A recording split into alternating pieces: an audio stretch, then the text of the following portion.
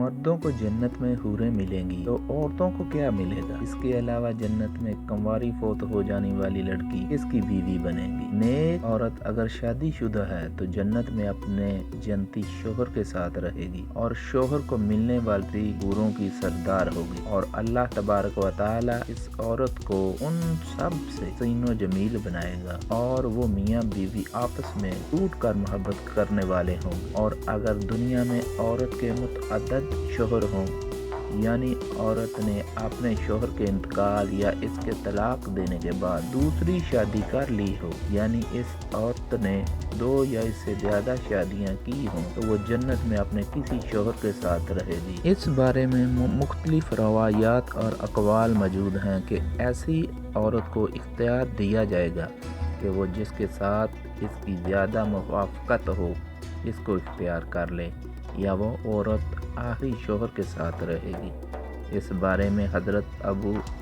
ज़रदा रज़ी अल्लाह ताला अन्हो से मरवी है, आप सल्लल्लाहु अलैहि वसल्लम ने फरमाया, औरत को इसका आखिरी शोहर मिलेगा। इसी तरह एक और मकाम पर बयान हुआ कि औरत इस शोहर के साथ रहेगी जिसने दुनिया में इसके साथ अच्छे अखलाक का बर्ताव किया होगा, और वो शोहर जिसने औरत पर जुल्म किया होगा, इसको तंग किया होगा, वो इस औरत से महरूम रहेगा।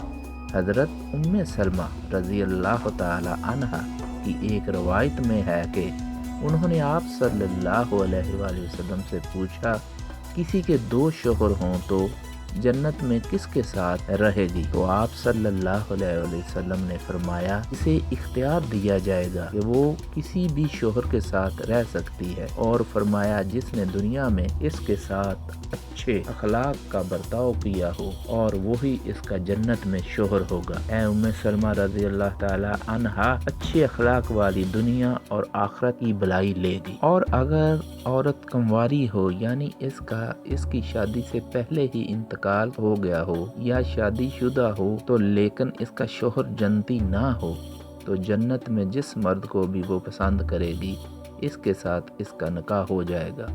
और अगर मौजूदा लोगों में किसी को भी पसंद ना करे तो अल्लाह तबारक व तआला इसके लिए एक मर्द जन्नती पैदा फरमाएंगे।